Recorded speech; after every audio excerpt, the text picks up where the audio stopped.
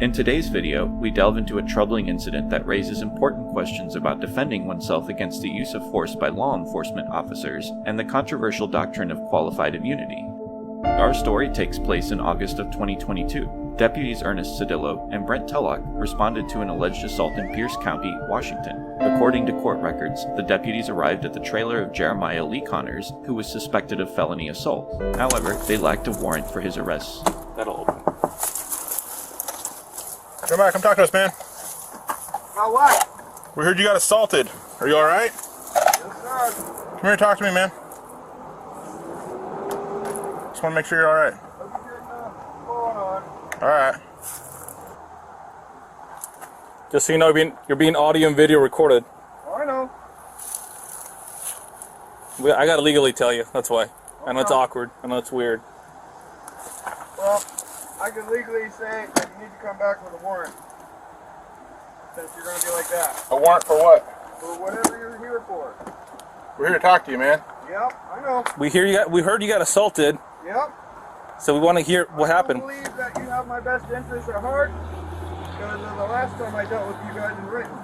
I have never worked in Renton and you've never dealt with me, man. I'm just saying the police department. Huh? I can't hear you, dude. I know. Go get a warrant.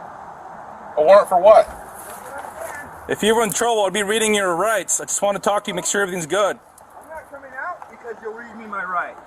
I'm not reading your rights. Not right now, anyway. This raises an important legal question. Should law enforcement officers be allowed to enter and search a private residence without a warrant?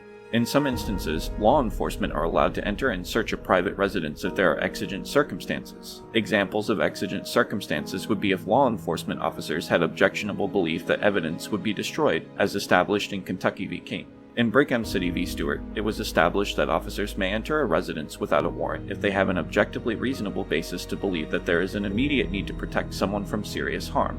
However, the issue with the context of Brigham City v. Stewart is that law enforcement do not have an obligation to protect citizens, as outlined in Warren v. District of Columbia and Castle Rock v. Gonzalez.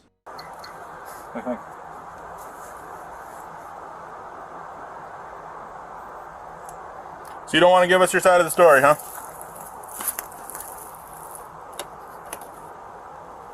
We're gonna come back with a dog. He's gonna come in there, gonna come get you. We have just witnessed a crucial moment. Deputy Cedillo cuts the cord holding the door shut, breaching the boundaries of privacy without proper legal authority. The right to privacy is a cornerstone of our constitutional protections. Yet incidents like this raise concerns about the abuse of power and the need for accountability. Sir, a warrant!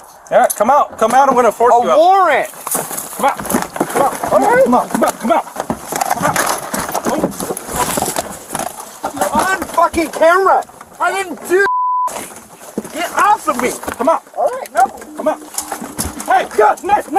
Yeah, shoot me! Shoot you in the head! Shoot me! Drop the knife! Drop the Fight knife. with one!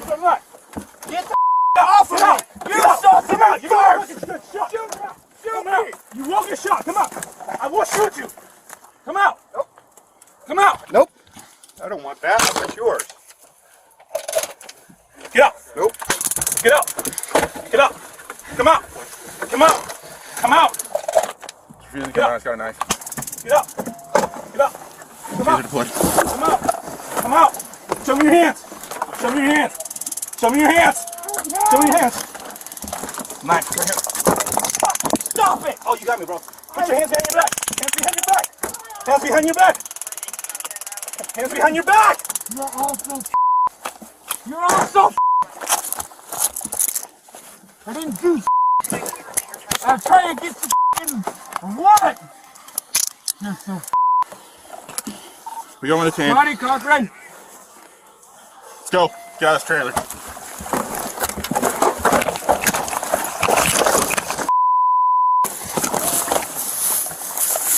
Stop. Face the trailer. What trailer? You're so it was all in line! Right now you're under arrest for assault 2, resisting arrest, and assault 3. You're under arrest for fucking failure to show a warrant.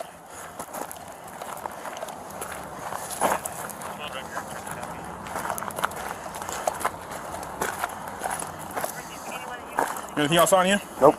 You sure? Yes, positive. Unlock your car. There's a good pat. Right here. Whatever, I don't know what Huh? that is. That pocket. Oh, so you lied to me? I don't know, you patted me down! Dude, strong work. Fucking lied to me. Anything else? Lighter. Get over it. Spread them. Sit down. Watch your feet. Drop my taser cartridge in there. And my taser. Good? Yeah, except for zapping both of us. Yeah, you. I had it contact to him, and he freaking kicked it over and got me and you.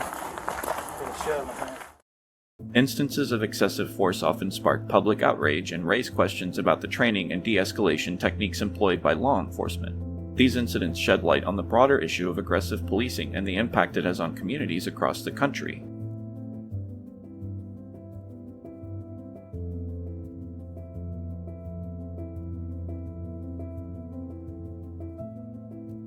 Qualified immunity, a legal doctrine that shields law enforcement officers from civil liability, often hampers the accountability process and undermines justice. This raises an important legal question. Should law enforcement officers be granted qualified immunity, which can shield them from civil liability for actions that violate individuals' constitutional rights? It is argued that qualified immunity, as currently applied, may conflict with the principles enshrined in the 14th Amendment. It is a startling reality that less than 1% of law enforcement officers ever face conviction for crimes they commit, as revealed by a study conducted by 538 with assistance from Bowling Green State University. These statistics underscore the urgency to reevaluate the legal standards surrounding police misconduct and the role of qualified immunity in the pursuit of justice. Communities across the nation should be calling for a reimagining of public safety, one that prioritizes accountability, transparency, and the protection of civil rights. Critics argue that qualified immunity can create a barrier to holding officers accountable, as it requires a high threshold to prove that their actions violated clearly established constitutional rights. This can raise concerns about the alignment of qualified immunity with the principles of the 14th Amendment, including equal protection and due process. Following the arrest, charges against Connors were eventually dismissed, as the defense argued that the deputy's actions were illegal and provoked his response. We are once again reminded of the need for systemic change in our approach to policing. My opinion on why qualified immunity is a violation of the 14th Amendment is as follows. Qualified immunity grants law enforcement officers privileges that are not extended to ordinary citizens, thereby violating the principles of the 14th Amendment. It creates a higher threshold for holding officers accountable. It denies citizens of equal protection under the law, and by shielding officers from civil liability, it erodes the due process rights of individuals. This unequal treatment contradicts the fundamental idea that all citizens should be subject to the same legal standards. It undermines the principles of equal protection and due process enshrined in the 14th Amendment. As we continue to delve into the complex issue of qualified immunity and its implications for justice and accountability, I invite you to reflect upon the arguments presented. Do you believe that the concept of qualified immunity aligns with our ideals of equal protection and due process? Should law enforcement officers enjoy privileges that ordinary citizens do not? What steps do we as a nation need to take in order to ensure the principles of equal protection and due process enshrined in the 14th Amendment?